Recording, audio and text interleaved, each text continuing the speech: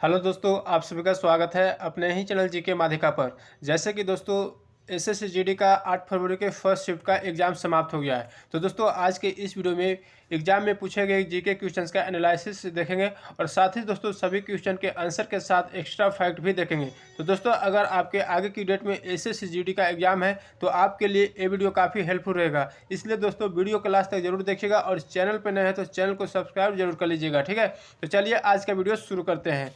तो दोस्तों पहला प्रश्न पूछा गया है, भारतीय राष्ट्रीय कांग्रेस पार्टी का अध्यक्ष कौन है। तो दोस्तों भारतीय राष्ट्रीय कांग्रेस पार्टी का अध्यक्ष मल्लिकार्जुन खड़गे है, ठीक है। अब दोस्तों बात कर लेते हैं कि बीजेपी का अध्यक्ष कौन है, यानी भारतीय जनता पार्टी का अध्यक्ष कौन है, तो जेपी नड्डा है, ठीक है। तो सभी फैक्ट को ध्यान रखिएगा। अगला प्रश्न देखते हैं।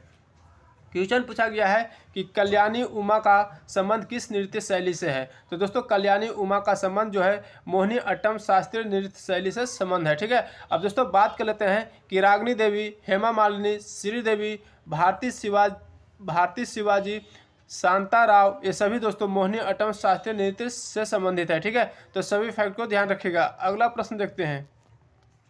क्वेश्चन पूछा गया है कि भारत जोड़ो यात्रा का नेतृत्व किसने किया है। तो दोस्तों भारत जोड़ो यात्रा का नेतृत्व किसने किया है, तो भारत जोड़ो यात्रा कांग्रेस के पूर्व अध्यक्ष एवं सांसद राहुल गांधी ने भारत जोड़ो यात्रा का नेतृत्व किया है। तो इसका आंसर हो जाएगा राहुल गांधी ने भारत जोड़ो यात्रा का नेतृत्व किया है, ठीक है। और दोस्तों यह यात्रा कन्याकुमारी से शुरू किया गया है और जम्मू कश्मीर में समाप्त करनी है।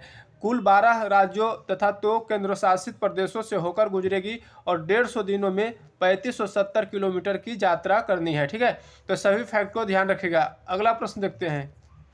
क्वेश्चन पूछा गया है कि फील्ड हॉकी में कितने खिलाड़ी होते हैं। तो दोस्तों फील्ड हॉकी में कितने खिलाड़ी होते हैं, 11 खिलाड़ी होते हैं, ठीक है। अब दोस्तों बात कर लेते हैं कि फुटबॉल और क्रिकेट में कितने खिलाड़ी होते हैं, तो 11 खिलाड़ी होते हैं। बेसबॉल और खो खो में 9 खिलाड़ी होते हैं। कबड्डी, वाटर पोलो, नेटबॉल में 7 खिलाड़ी होते हैं।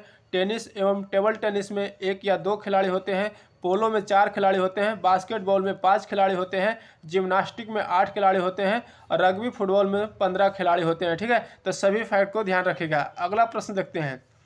क्वेश्चन पूछा गया है कि प्रयाग प्रशस्ति की रचना किसने की है। तो प्रयाग प्रशस्ति की रचना किसने की है, तो दोस्तों सम्राट समुद्रगुप्त के दरबारी कवि हरिसेन द्वारा रचित लेख था, ठीक है। तो इसका आंसर हो जाएगा प्रयाग प्रशस्ति की रचना जो है हरिसेन के द्वारा की गई है, ठीक है।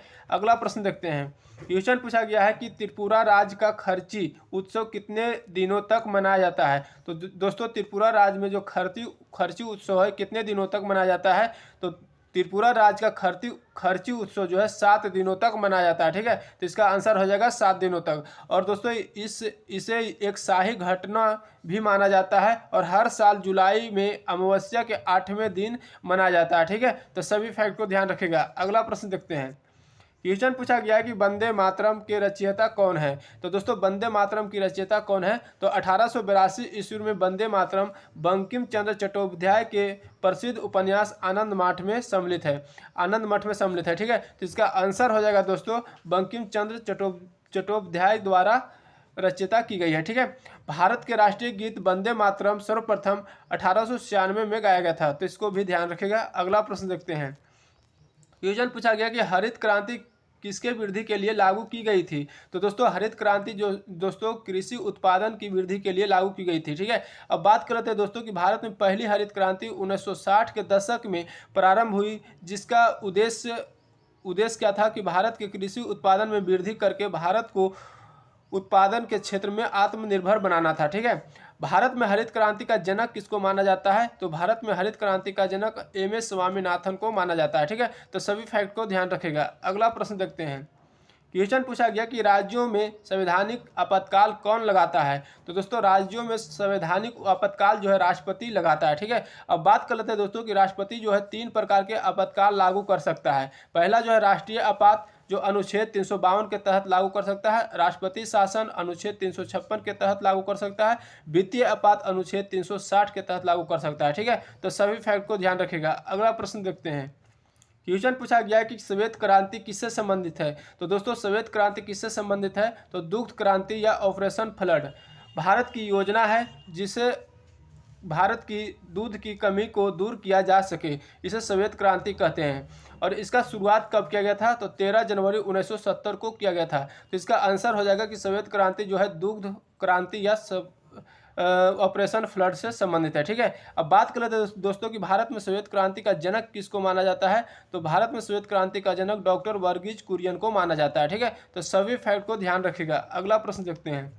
क्वेश्चन पूछा गया है कि नालंदा विश्वविद्यालय को किसने बनवाया था? तो नालंदा विश्वविद्यालय को किसने बनवाया था? कुमार गुप्त ने बनवाया था। ठीक है, अब बात कर लेते हैं दोस्तों कि नालंदा विश्वविद्यालय में आग किसने लगवाया था? तो आग जो लगवाया था बख्तियार खिलजी ने लगवाया था। और विक्रमशिला विश्वविद्यालय का संस्थापक कौन है? तो धर्मपाल है। ठीक है, तो सभी फैक्ट को ध्यान रखिएगा। अगला प्रश्न देखते हैं। क्वेश्चन पूछा गया कि सबसे ज़्यादा बार राष्ट्रपति शासन किस राज्य में लगाया गया था? तो दोस्तों सबसे ज़्यादा बार राष्ट्रपति शासन जो है उत्तर प्रदेश में लगाया गया था और 10 बार लगाया गया था। ठीक है, अब बात कर लेते हैं दोस्तों कि राष्ट्रपति शासन पहली बार कब लगा था? तो पहली बार 1951 में लगा था। और किस राज्य में लगाया गया था?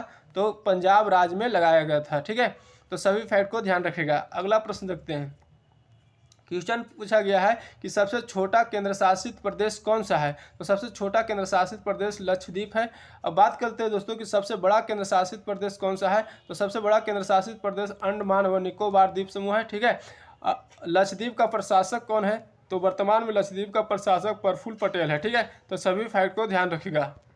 अगला प्रश्न देखते हैं।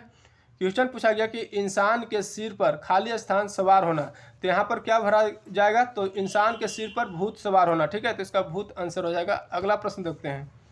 क्वेश्चन पूछा गया कि इंद्र का परिवाचिक शब्द क्या होता है? तो दोस्तों इंद्र का परिवाचिक शब्द होता है अमरपति, अमरनाथ, पुरंदर, देवपति, सूरपति, देवेश, सचिपति, महेंद्र, देवेंद्र, सुरेश, ये सभी दोस्तों इंद्र का परिवाचिक शब्द होता है। ठीक है, अगला प्रश्न देखते हैं। क्वेश्चन पूछा गया है कि ब्राह्मण का परिवाचिक शब्द क्या होता है? तो दोस्तों ब्राह्मण का परिवाचिक शब्द होता है विप्र, द्विज, भूसुर, भूतेश, भूदेव, बहापन यानी बाभन, ये सभी दोस्तों ब्राह्मण का परिवाचिक शब्द होता है। ठीक है, आगे देखते हैं। क्वेश्चन पूछा गया है कि कुरूप का विलोम शब्द क्या होता है? तो दोस्तों कुरूप का विलोम शब्द होता है रूपावन। ठीक है, तो दोस्तों इतना क्वेश्चन हमें बच्चों के द्वारा मिला है जो 100% रियल और एथेंटिक क्वेश्चन है। अगर वीडियो अच्छा लगा तो लाइक करिएगा और चैनल पर नहीं तो चैनल को सब्सक्राइब करके बेल आइकन जरूर दबा लीजिएगा। जय हिंद।